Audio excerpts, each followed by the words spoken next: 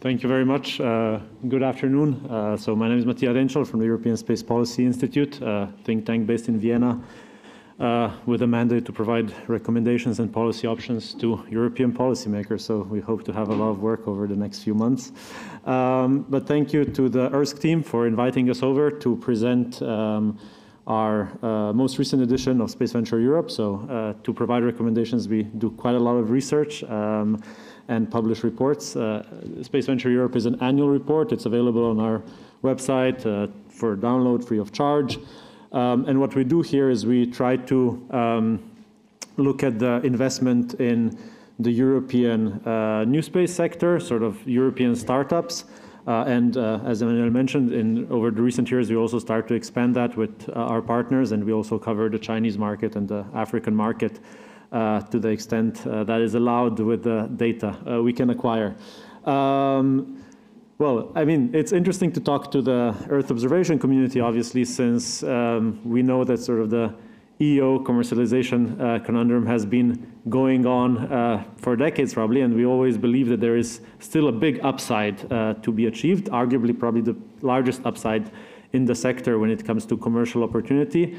I came across an article from, I think, 1981 in Le Monde, where at the time there was a reference to a spot image that was being conceived at the time and projecting a market of about 200 million euros at the time. We know that since then a lot of sort of solutions have been developed, markets have been developed in different directions, covering different sectors from transport to urban planning to agriculture.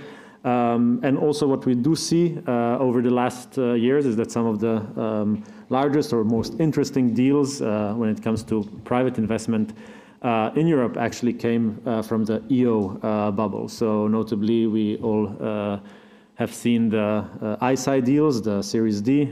We've seen, for instance, the acquisition of Synergize, to just mention a few. Also last year, there was a big deal with Silvera, who is sort of also leveraging EO capabilities. So our Space Venture Europe report provides a comprehensive analysis of private investment in the space sector, targeting startups only. It's not private sector. It's not private investment at large, so we do not focus on established actors. And I can always provide more information on the definition. But maybe to get to the numbers, so European space startups are in the midst of the best investment cycle to date. We can see that the UK is by far the largest market in terms of investment received. But maybe more importantly, what's to note is that we are in this phase where over the last 2 years, almost, I would say, 2 billion out of the sort of 3.9 billion that has been raised since 2014 has been raised. So more than half of the money has been raised over the past 2 years. And the question really is, will this phase 4, this sort of phase where a lot of investment is coming into the sector, persist? Notably because of some trends on capital markets globally. So when we talk about the need to work more with sort of the private sector and also with private investments, we also have to sort of make sure that we are aware of what is happening on capital markets at large and how sort of dynamics are shifting outside the space sector. And I think this is especially important for policymakers, obviously, because we cannot sort of continue relying on the same funding dynamics that have maybe been in place a few years back because capital markets and interest rates were sort of capital markets were strong and interest rates were low. But maybe to also note the impact of EO, ISI, which I mentioned earlier. Just based on the deals ISI has raised, Finland comes the 4th ranking country in Europe in terms of money raised for space startups. So if we look into last year, we see Silvera as one clear example that sort of is within the EO bubble, but also Open Cosmos, notably their relations to the Atlantic constellation. There's a small mistake on the slide, which I apologize for in the second bullet point. But what is more important to note is that if we wish to be an innovation powerhouse in Europe, irrespective of the sector, EO or other parts of the space sector, we need to make sure that there are two things in place, so that this early stage ecosystem is maintained. We probably won't be coming back to the levels of activity that we saw in 2021, 2022 in terms of seed rounds and seed funding, but we need to maintain a ripe environment for further innovation and disruption potential. And then beyond early stage, we have to make sure that we don't sort of just keep our hands off. There's an increased role for bridge financing mechanisms like loan guarantees, and ultimately ensuring revenue through market creation. I know there's work being done out there, and I think in terms of bridge mechanisms, a lot has been done over the past years, also with the EIB. But this is something that we see as an important element going forward. So globally, as I mentioned, especially in the US, the picture is different. The number of deals is decreasing, but also the size of deals is decreasing massively compared to the European environment. And maybe the next slide actually paints the best picture because it also puts this into perspective with global VC investment at large outside the space sector, outside sort of deep tech, but at large there is a big drop-off. There is a big drop-off in VC for deep tech, and then when it comes to space, the drop-off is also there globally. So why is Europe still performing fairly strongly when it comes to investment in 2023? And we've also seen some deals in 2024.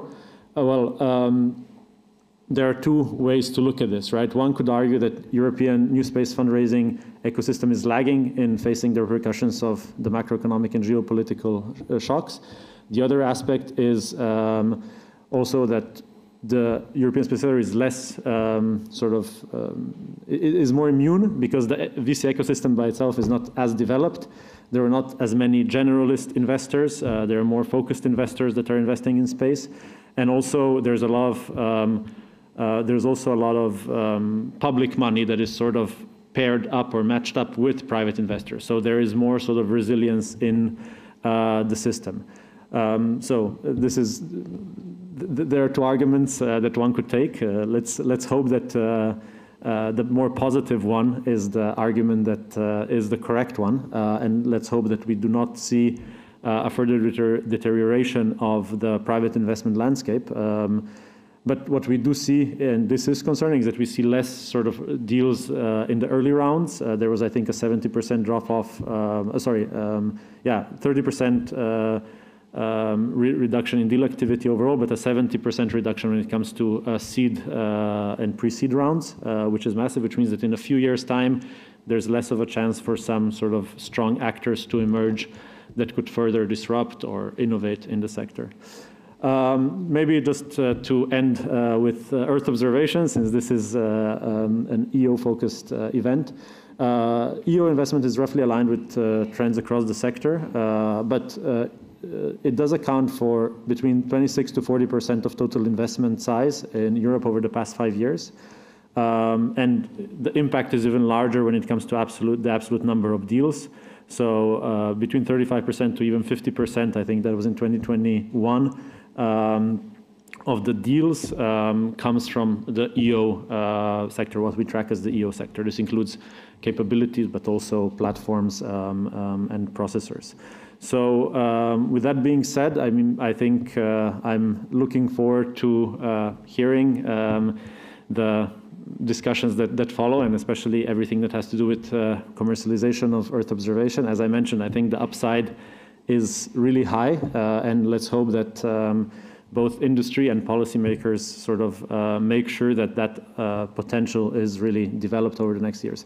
Any study-related questions? I mean, you can of course address them to me here when we meet during the breaks, but our research fellow Joao, he's the person behind Space Venture Europe, or for any media inquiries, if there's media here, our senior research fellow Tomasz can be reached out to.